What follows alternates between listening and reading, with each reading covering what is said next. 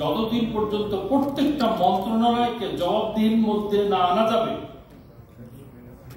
এবং দুর্নীতিমুক্ত না করা যাবে, আমি যত বরাদ্দ বাড়াই না কেন জনগণের কাজে তার দোরগোড়ায় পৌঁছবে না। সিপিডি দেবপ্রিয় অনেকগুলো তথ্য দিয়েছেন, তার মধ্যে যে রিকমেন্ডেশনটা করেছেন এডুকেশনে জিডিপি 3% প্রবৃদ্ধি চেয়েছেন, যা ছিল। হেলথে চেয়েছেন 2%, সোশ্যাল প্রোটেকশন প্রোগ্রামে চেয়েছেন 3%। আমি সম্পূর্ণ তার সাথে একমত। তার সাথে আমি আমার একটা কেস স্টাডি আপনাদের কাছে আমি বলতে চাই। আমার সংসদ সদস্য হিসেবে 4 মাসের অভিজ্ঞতা। এই 4 মাসের অভিজ্ঞতায় প্রথম আগে আমি হেলথ সেক্টরে, আমাদের ফরিদপুরে আমার কোতোয়ালি শহর হলো আমার কনস্টিটুয়েন্সি, 4 লক্ষ উপরে ভোটার।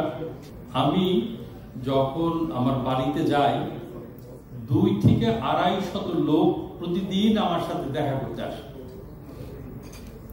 তার মধ্যে 40% হচ্ছে চিকিৎসা সংক্রান্ত, এবং চিকিৎসা ম্যাক্সিমাম এখানে 2টো বড় বড় হসপিটাল আছে, 500 বেডের একটা বঙ্গবন্ধু মেডিকেল কলেজ হসপিটাল আর একটা সরকারি হসপিটাল, আগের থেকে পুরনো 2টো হসপিটাল আছে। 2টো হসপিটাল থাকতে কেন এত রোগী আমার কাছে, এবং রেফার টু ঢাকা, সাধারণ চোখের সমস্যা, রেফার টু ঢাকা, নাই। তো আমি দেখলাম যে এটি তো এখন সরকারের কিন্তু সুন্দর ব্যবস্থা আছে। এইটার একটা বডি পরিচালনা পর্ষদ আছে, সেই পরিচালনা পর্ষদের নিয়োগ দিবেন স্বাস্থ্যমন্ত্রী। ওখানকার যদি ওই এলাকায় মন্ত্রী থাকেন তাহলে মন্ত্রী অথবা স্থানীয় সংসদ এটা সভাপতি হবেন, জেলা প্রশাসক, সিভিল সার্জন, তারা সবাই মেম্বার। এটা সুন্দর স্ট্রাকচার আছে। 2019-এর পরে কোনো মিটিং এই সভার হয়নি। তখন আমার ইচ্ছে হলো যে কেন এই এত রোগী আমার কাছে আসে। তখন আমাদের একজন সাংবাদিক, নাম সূচনা, তাকে বললাম যে তুমি তো মেডিকেলে রিপোর্ট করো, তুমি একটু যাও এই হসপিটালে, এত রোগী আমার কাছে কেন আসে। তাহলে আমি প্রতিদিন ভাবলাম যে টাকা দিয়ে ঢাকায় পাঠাইতে হয়, এবং ঢাকায় তার থাকার জায়গা নাই, এবং মেডিকেলে গেলেই যে ভর্তি হইতে পারবে তার নিশ্চয়তা নেই। আমি 2জন লোককে বেতন দিয়ে রাখলাম, ইমার্জেন্সিতে তারা থাকবে, যে বাবা তোমাদের বেতন আমি দিব, এরা জন্য ঢাকার থেকে ফেরত না আসে, ইমার্জেন্সিতে অন্তত তারা ভর্তি হইতে পারে। এই জন্য আমি 2জন লোককে বেতন দিয়ে ঢাকা মেডিকেল রেখে দিয়েছি, আর যাওয়া আসার ভাড়া আমি দিয়ে দিই।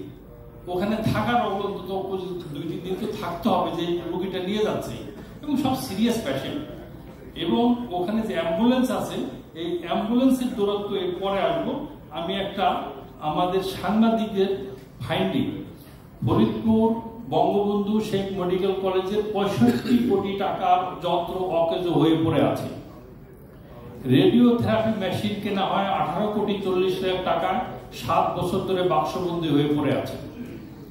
ক্যাথল্যাব মেশিন 8,88,00,000 টাকার কেনা, জনবল সংকটে 7 বছরে একবারও ব্যবহার হয়নি।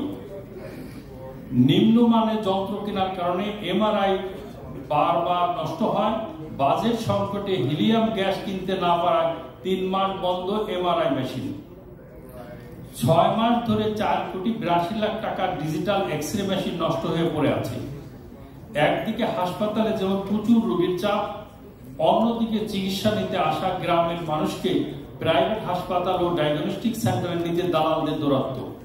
এতে চরম দুর্ভোগ পোহাতে হচ্ছে, রোগীদের চরম অবস্থার সুনাম হারাচ্ছে হাসপাতালটি। আমি বললাম হসপিটালে আমি একটা মিটিং করব। তো হসপিটাল কর্তৃপক্ষ বললো, স্যার এটা তো কমিটি এখনো সরকার থেকে আসেনি। তো আমি বললাম যে ঠিক আছে, আমি একটা আলোচনা সভা করবো।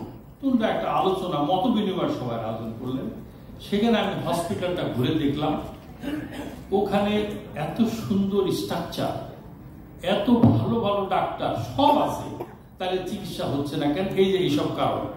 ওখানে আইসিইউতে অনেক মেশিন অকেজো। আমি বললাম অকেজো কেন আইসিইউতে মেশিন? বললে স্যার ওই যে কোম্পানির থেকে মেশিন কিনেছে রিএজেন্ট কিনতে হবে ওই কোম্পানির থেকে। আর যার কারণে আমাদের যে বাজেট ওই রিএজেন্টের দাম বেশি, আমি ওই রিএজেন্ট কেনার পয়সা আমার নাই, যার জন্য অকেজ। এই যে অব্যবস্থাপনা, অপরিকল্পিত ভাবে হসপিটালগুলো চলছে, আমি মাননীয় স্বাস্থ্যমন্ত্রীর সাথে দেখা করলাম, ভালো মানুষ, ভালো কিছু করতে চান। আমি বললাম যে আপনি একদিন আমার হসপিটালগুলো একটু দেখেন, আপনি গেলে অন্তত আমি কিছু সাহায্য দিতে, আপনাকে বুঝাইতে পারবো সমস্যাগুলো। বলে দেখেন আমি সব জায়গায় যাই, না জানাই যাই, হঠাৎ যাই। তো যাই হোক, তো ওনার ইচ্ছা আছে। এটা হলো একটা, ওখানে একটা বক্ষব্যাধি হসপিটাল আছে, দেখবেন ওখানে একটা ইনভেস্টিগেশন রিপোর্ট, ওইটাই কোনো রুগী নাই, ওখানে কোনো রুগী নাই। 3 জন রুগীকে মাসিক বেতনে ভাড়া দিয়া করে ওখানে রাখা হয়েছে। এটাও একটা প্রতিবেদন আছে, যাতে ওই ডাক্তাররা ওখানে ঠিক মতো পায়। বাজেট কিন্তু সরকারের যাচ্ছে। এইটা আপনারা কেউ চাইলে আমি শেয়ার করতে পারি, আমার কাছে আছে, দিয়ে দিতে পারি। এইটা হলো আপনার হসপিটালের অবস্থা। আমার কাছে যে 200 থেকে 250 লোক আসে, একটা গেল হেলথের ব্যাপারে গেল, আর একটা হলো সাহায্য প্রার্থী, আর একটা হচ্ছে চাকরি, BA pass, MA pass, BSc, MSc, MBA, polytechnic pass. মাসে 150 থেকে 200 লোকের চাকরির দরখাস্ত আমি পাই। এখন আমার স্লোগান ছিল, আমি বেকারত্ব দূর করার জন্য কাজ করব। আমি 3টা স্লোগানে আমি ইলেকশনে ছিল আমার। একটা হলো বেকারত্ব দূরীকরণের জন্য কাজ করব, চাঁদাবাজি সন্ত্রাস দূর করব, এবং কোয়ালিটি এডুকেশনের জন্য কাজ করব। এই 3 স্লোগানে মানুষ অ্যাকসেপ্ট করেছে, আমাকে ভোট দিয়েছে। এখন চাকরির ব্যাপারে আমি ঢাকা আমার অফিসে পাঠাই, ইন্টারভিউ নেয়, রিটেন ভাইবা নেয়, তাদের 20% লোক ছেলে মেয়ে কোয়ালিফাই করে যাদের চাকরি পাওয়ার যোগ্য, আর 80% কোয়ালিফাই করে না যারা চাকরির জন্য, because quality of education is absent. আমাকে সময় আমি বেশি নিয়ে ফেলতেছি। আরেকটা জায়গা, এই জায়গায় আমাদেরকে জোর দিতে হবে। আরেকটা জায়গা হচ্ছে সবচেয়ে নাজুক জায়গা, আমরা যেটা বলি বাল্য বিবাহ, যেটা যুবকরা একটু টাচ করে গেছে, সবচেয়ে অ্যালার্মিং।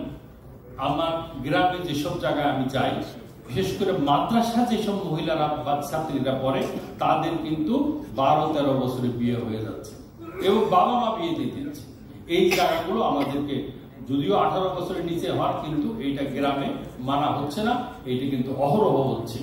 এই জায়গাগুলো যদি আমরা প্রোটেকশন দিতে পারি, এবং আমাদের সবচেয়ে, আমি আবার রিপিট করি একটা জায়গায়, যতদিন পর্যন্ত প্রত্যেকটা মন্ত্রণালয়কে জবাবদিহির মধ্যে না আনা যাবে